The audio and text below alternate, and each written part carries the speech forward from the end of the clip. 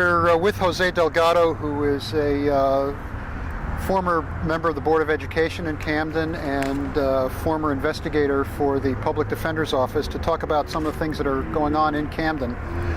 First of all, Jose, thank you for speaking with us. The state police have just come in to fill a gap in Camden to help with the crime situation. What impact is that going to have? Well, I guess we have to wait and see, but as I feel right now, I don't think it could be anything negative. I think any help that we can get at this present time is a plus. I think the state police are highly trained in police work. They are very much feared by the bad guys as no holds barred kind of people. So I think there will be a good addition to the overall effort by the city to control crime in the city. In the longer term, the mayor has proposed a countywide police force. How will that work out? I don't know if it truly is going to result in more police officers being added to the police department. I don't know how that's going to impact in terms of how much they're going to be paid. And in other words, being able to attract quality people. But if it results in qualified and additional police officers, I'm for it. Right now the situation is so bad that, as the prosecutor said, it doesn't matter what emblem they have on their sleeve. We need more police officers. Okay. Let's talk a little bit about schools. The city is obviously broke. The schools are in bad shape. What can be done to fix the schools in Camden? The school system is a very, very sad story in Camden. It's a historical one. It's not one that you can say it's this particular board or that particular board or this particular individual. It's a long slide that's resulting in now. I think overall the problem that we have in many schools in New Jersey, but especially in the urban centers, is that all of the problems that these children face on a daily basis in their lives, at home and with their dysfunctional families, the violence, the uncertainty, the hopelessness, all of that is magnified in the mind and hearts of young people, as can be expected. And when they come to a school or a school district that is really not equipped and does not really dedicate sufficient services to address those affective needs of students, you're not going to have success. In the past, many people have focused on test scores, they have focused on dropout rates, graduation rates, and all of these symptomatic ways of measuring failure. And the state has responded with programs, with charter schools, with vouchers, and none of those things, in my opinion, really address the needs of children, the affective needs of children, the emotional needs of children, and, to be very truthful, the affective needs of teachers, because a caring teacher has to be impacted, in many cases negatively, by some of the conditions that they have to deal with that these children bring to the school. So we have to rethink what is the role of a school, of a teacher, of a school district, of a board of education within the context of a Camden or a New Brunswick, those kinds of situations where you have a very, very poor community. So talking about the overall holistic picture of the kids' education, schooling doesn't necessarily end at 3 o'clock. One of the things that suffered in the latest budget cuts has been the after 3 programs. Has that impacted Camden? If so, how? Tremendously. It impacts the individual child who is being denied that experience. That's translated into impacting other children. The children in Camden need after-school programs more than any other group of children in the whole state of New Jersey. These are children that have very, very limited opportunities to experience things outside of Camden, to dream and to aspire to different things.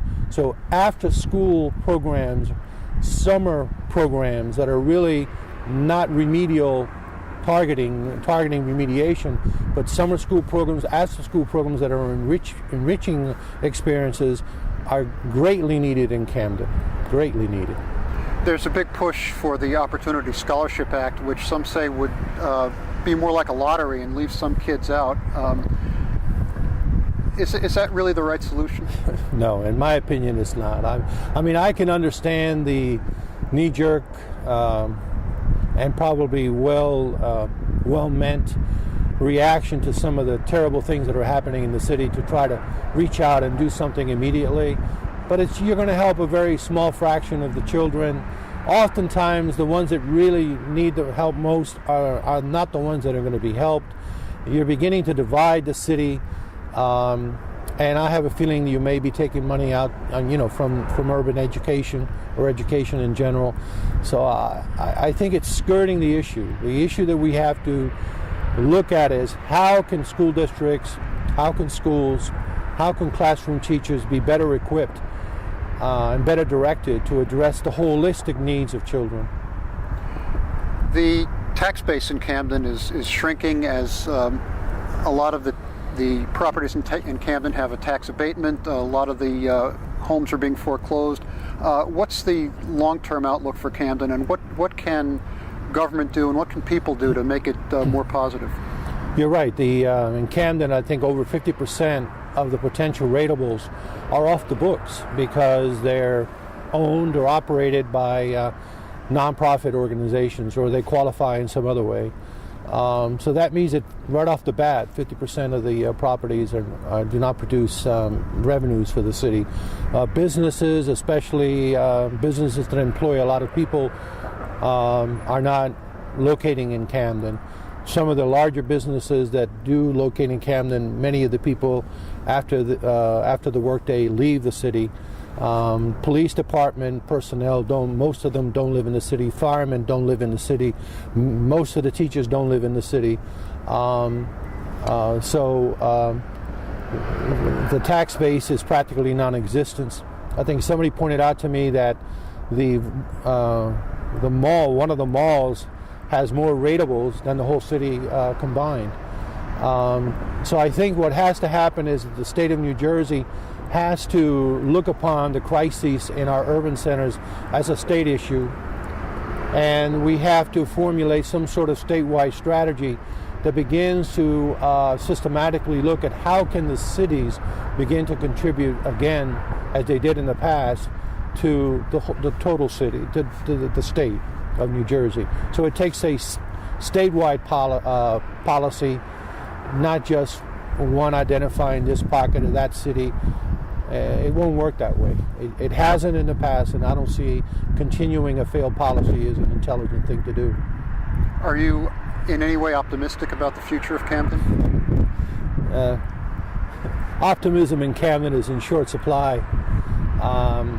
Until I see someone who really truly understands how Camden is part of the fabric of the state, until I begin to see leaders who are willing to take the very political risk of really looking at the issues that are affecting the people of Camden, my optimism is at minimal level.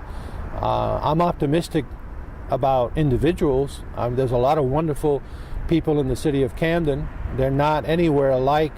People talk about them. They're smart. They're hardworking. They aspire, but they're not in a position to help themselves. I know people have this thing, well, Camden should help themselves. Well, it takes something to help yourself, and Camden has been stripped of all of that. It doesn't really have a middle class when you really come think about it. As I said before, the police, the fire, the teachers, all of which in most communities form the core of your middle class, don't live in the city. Okay. Any message for Mayor Redd? My good friend Dana Redd, I think she has to re-examine what the word leadership means and the many facets of leadership. That she has to be out front. She should have been talking to the editorial board, the Courier Post, not the county prosecutor. She should have been there before him. and she has to be more open with the people, and